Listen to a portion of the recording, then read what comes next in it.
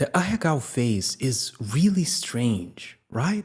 I mean, it doesn't make sense how such a ridiculous expression could be considered attractive, let alone via the phenomenon that was Belle Delphine become a hallmark attribute of mainstream adult content. Well, that is until we break down the elements of Ahegao, a female character or actor with an open mouth, outstretched tongue, and intense eye expression. Wait, this is just goonified ancient mythology. More seriously, understanding archetypes or symbols enables you to see where history is repeating itself and how an anime phase is not just a gooner fantasy, but actually the return of an ancient sacrificial ritual. So today I would like to take this silly phase seriously, break down its elements, and uncover why so many guys, and yes, I'm looking at you, are so fascinated with it. Let's start with the open mouth. To get anywhere with this analysis, we must first put ourselves in the shoes of the ancient man. Before the dawn of science, mankind tried to understand the world mostly through symbolizing their experience. Knowledge was shared through stories, and thus reality was analyzed through a subjective narrative form. That means whenever we speak of mythology, we shouldn't view it objectively, but rather try to figure out what subjective experience or feeling it is embodying. Well, for the ancient man, the mouth was this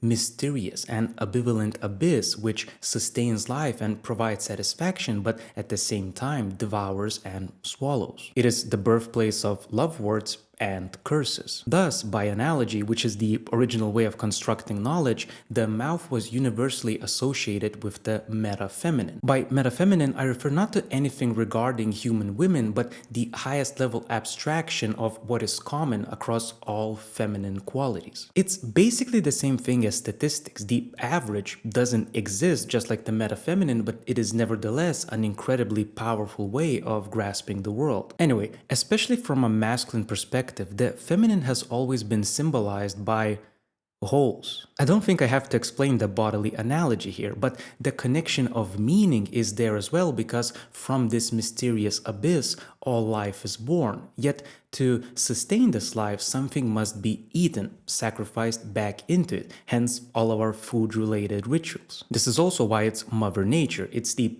ultimate life-giving and life-destroying meta-feminine and maternal. Anyway, psychologically, the abyss, and by analogy the mouth, represents the unconscious animal world from which our uniquely human consciousness rises and eventually disappears back into again. The mouth is the forefront representation of the ancient human struggle to not be literally eaten alive by a lion, but remnants of this archetypal human experience remain in us moderns when we bite off more than we can chew, for example, with going down the rabbit hole of adult content. It's a cognitive equivalent of the same bodily experience. So in symbolism, whenever we're dealing with an explicitly mouth-emphasized devouring monster, we have an expression of the negative, because only destroying, side of the meta-feminine. Creatures like the Gorgons portray the consciousness, dreadful experience of the impersonal, animal-like, chaotic, and devouring side of life. Looking at the emphasis on the mouth of the Ahegao, we can see this exact same feminine, all-consuming invitation. However, then it wouldn't be any more significant than the classical O-faced expression. Therefore, a more curious feature of the Ahegao is the eyes. They are dramatically crossed or averted, highlighting the whites and hiding the iris. This actually differs from the historical comparisons I've shown you so far, because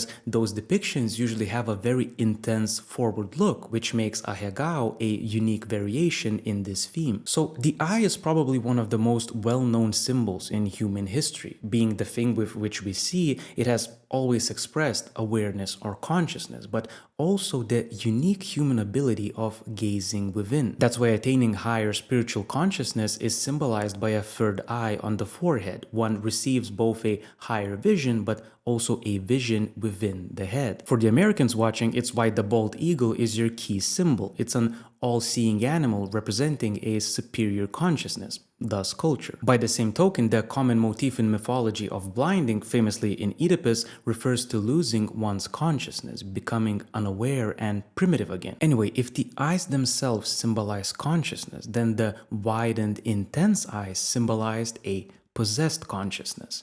Our eyes, which have evolved to have big Ys for contrast so that at all times we know where everyone's looking at, and especially if one is looking at killing you, get intensified to its maximum and show its complete takeover by a single all-encompassing goal, usually rageful destruction. I don't think the Ahegao eyes show outward aggressive possession like that. Since it is still a male fantasy, it conceals the aggressive factor by hiding the iris, the most personal feature of humans, and highlights the impersonal unconsciousness of the archetypal insatiable goddess. The actor almost stops being a person entirely, and in combination with the also impersonal open mouth, turns the face into a completely unconscious consuming symbol of the feminine. But actually, the face mirrors our own attraction towards self-dissolution. However, if it were only that, I doubt it would have become such a phenomenon. We're still missing one detail. That's where we finally turn to the most crucial element: the tongue. Interestingly, the tongue all over history has been symbolically associated with the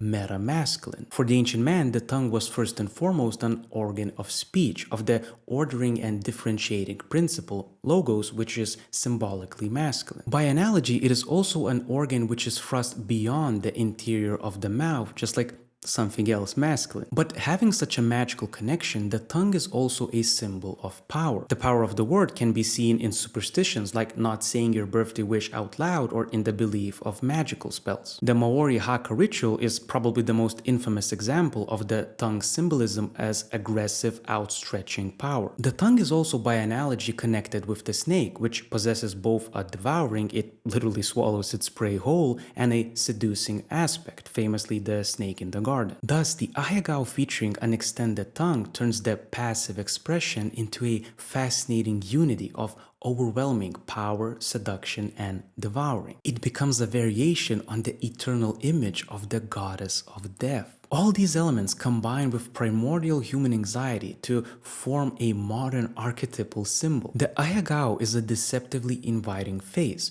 inviting because it does not discriminate against anyone, unlike a real woman. It's an impersonal image of the feminine, the eyes, and everyone is welcome to give in and dissolve into its unconscious abyss, the mouth, but the cost will be a merciless destruction: the tongue. Thus, the Ahegao belongs in the same symbolic category as Medusa, Kali, Lilith, the witch, and countless other expressions of the same archetype, the terrible feminine. Symbols of this category refer to the same innate dread of death and dissolution of personality, but at the same time the paradoxical and inescapable attraction to it. The Ahegao fascinates as a sexualized fantasy of this experience where a guy in the safety of his room can dissolve his individuality into the non-discriminating maternal unity. It is a highly comforting feeling that reminds us of our own infancy. However, what we must understand is that this terrible side of the meta-feminine character originates from inner experience, and the anguish that this archetype signifies cannot be derived from any actual attributes of women. That is why it expresses itself in fantastical and chimerical images that do not originate in the outside world. It takes the forms of monsters because it symbolizes our own unconscious. We must not misinterpret the basis of this primordial human fear and fall into the trap of the immature conclusion that women equals bad. Rather, it is our own unconscious that is experienced in relation to this consciousness as maternal. The child must separate from the mother and become an individual. It is an inherent human reality at whatever level we want to look at it. Since this liberation of consciousness is a hard and painful struggle for all mankind, it becomes the basis for a large part of our narratives and symbols. For the ancient man, depicting the struggle as the maternal feminine versus the heroic masculine was the most natural way of understanding it. But crucially, a woman developing her consciousness may experience the unconscious as negatively feminine too. For example, this can be seen in Simone de Beauvoir's memoirs, where she, in a very classically masculine way, struggles against the archetypal mother figure and by extension her feminine roles. But finally, now that we have this whole image in front of us, I want to address the sacrificial ritual I hinted at the start. An important part of how the ancients interacted with these personifications of the terrible goddesses was blood sacrifices. To not be overwhelmed by their death-bringing destructive powers, they offered a sacrifice of life source, blood, to appease them. What else would you think by analogy is a fluid life force? I know it sounds outlandish, but we don't need to look far to find that our ancestors would goon in their fields to help fertility, or that many ancient cultures would spit into their hands to help the rising sun. What if, in a modern way, a very similar ritual sacrifice is happening with Ahegao and gooning in general? Are you not appeasing an unconscious, overwhelming desire by sacrificing your own life force? This even manifests in Reddit semantics of saving the seed and not giving it away to women online. The real problem being that these sacrifices were psychologically significant and meaningful for the ancients, while for us moderns they survive only in completely decadent forms like this. Thus, speaking symbolically, the failed sacrificial rituals do not appease the terrible goddesses, and they manifest in forms like Ahegao and wreak havoc on us, what we call porn addiction. I think that's what's happening when you find yourself gooning to God only knows what, but the clarity provided by the ineffective ritual only lasts so long, and before you know it, you're back at it again. Just something to think about. Anyway, see you next time. Oh, and consider subscribing with notifications on, because otherwise YouTube doesn't seem to care anymore and might not show you my new videos. Okay, get out of here.